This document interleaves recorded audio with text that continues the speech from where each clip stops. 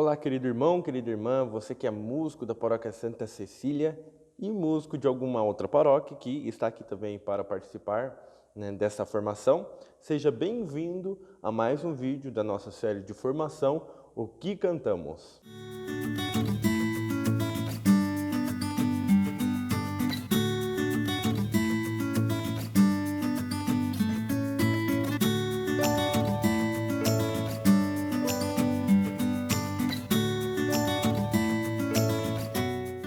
E no vídeo de hoje, nós vamos falar sobre três funções dentro da música litúrgica, que são o salmista, o coral e os instrumentistas. Bom, falando dos salmistas, primeiramente, o nosso documento, Estudos da CNBB sobre a música litúrgica no Brasil, nos vai dizer o seguinte, no ponto 249. É importante valorizar a função do salmista na Assembleia, com o seu ministério específico, expressão do dom de Deus para a comunidade. Esse ministério poderá ser exercício com habilidade artística, evitando o virtuosismo. O que isso quer dizer? Então, o salmista, ele é aquela pessoa que é responsável dentro da liturgia que canta a palavra de Deus, ou seja, os salmos. Isso quer dizer que então ele possui essa grande responsabilidade de certa forma, anunciar a palavra de Deus através do canto, e é por isso que ele deve evitar ao máximo, como o documento fala de virtuosismos, né? Em outras palavras, seria dar show, desmerecer a palavra.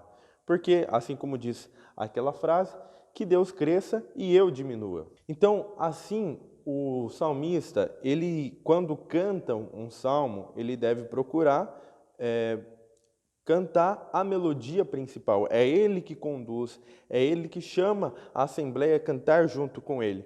Então, quando ele está puxando um salmo, ele deve evitar de fazer uma segunda voz, um contracanto, para assim não perder, fazer com que o povo se perca durante o canto do salmo. Então, essas funções deixe para o coral que está acompanhando de fazer a segunda voz ou algum contracanto. Falando agora sobre os corais. O coral, ele tem esse papel, ele desempenha uma função ministerial e uma função litúrgica muito importante dentro da celebração, porque isso faz com que a comunidade, junto com esse coral, faz com que essa celebração, a celebração litúrgica, seja ainda mais viva com aquele grande arranjo de vozes. E buscando então essa liturgia renovada e muito viva, o coral ele tem essa função de reunir várias pessoas, né? E dentro dessa possibilidade é possível então dividir as vozes, né, de acordo com o timbre de cada um, para fazer então um coral com respostas, com músicas que conseguem crescer na hora certa, que sabem demonstrar a emoção. Então um coral com uma grande participação de pessoas, tem essa opção de conseguir abrir as opções de dividir vozes para ficar com uma música ainda muito mais bonita. E dentro dos corais é muito importante que cada pessoa que participe esteja intimamente ligado à fé e aquilo que se está cantando, que compreenda, que não seja simplesmente um artista que está procurando uma oportunidade de cantar ou até mesmo se aparecer para, enfim, usar um dom que Deus deu, mas na verdade, no fundo, não está vivendo aquilo que está cantando. Então, a experiência própria é muito importante para aqueles que participam dos corais. E agora falando dos nossos instrumentistas, aqueles que tocam os instrumentos dentro das celebrações litúrgicas. O nosso documento diz, no ponto 263, o seguinte: o uso de determinados instrumentos na liturgia vai depender do contexto no qual se insere a comunidade celebrante.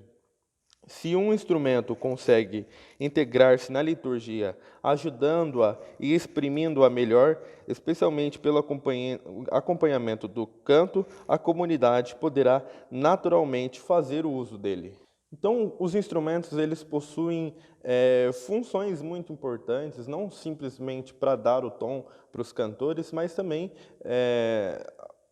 a oportunidade, por exemplo, de fazer um solo com algum instrumento, com violão, com teclado, é uma opção muito válida, porque o instrumental ele ajuda a interiorizar, a acalmar, a trazer um sentimento diferente de cantar propriamente a música. Mas quando você ouve um instrumental, você fica tranquilo.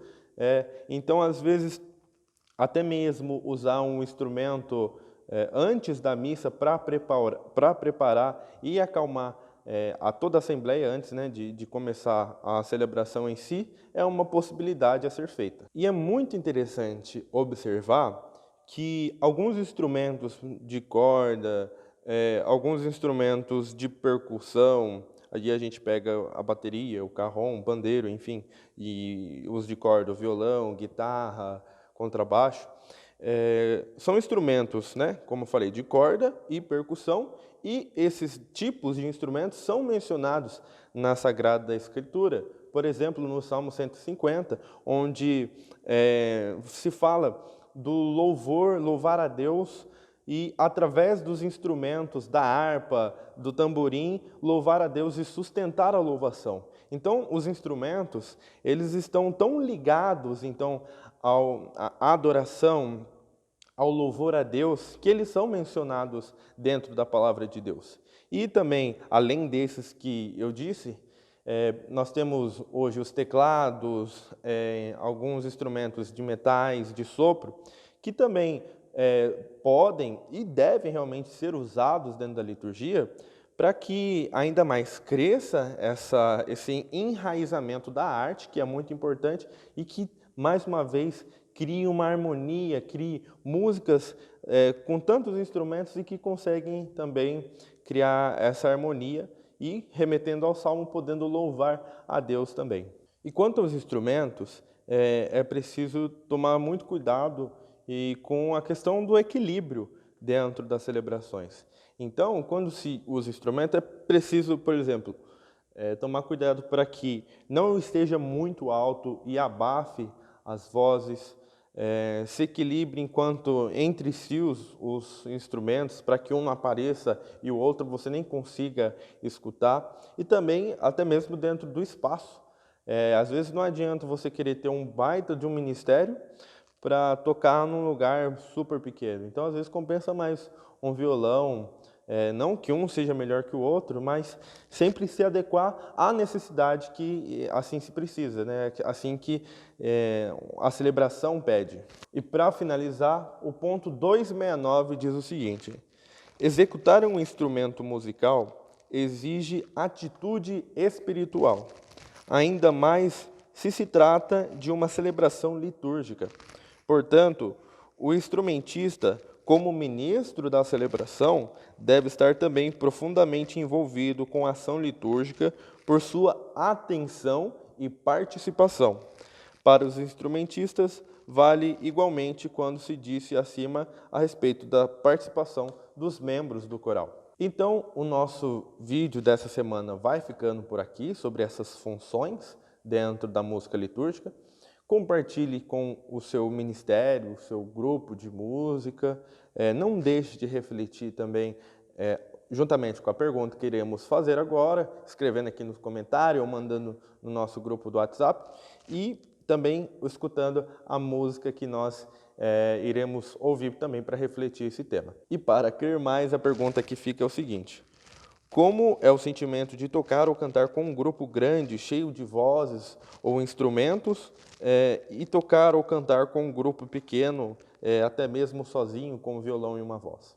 Então, fica por aqui, até uma próxima e fiquem com Deus.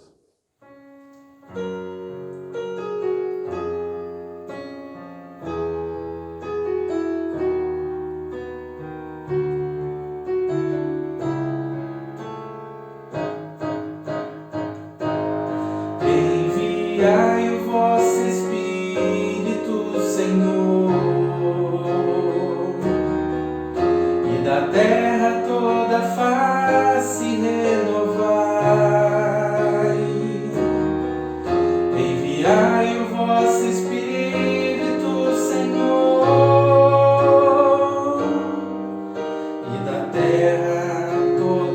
face renovai.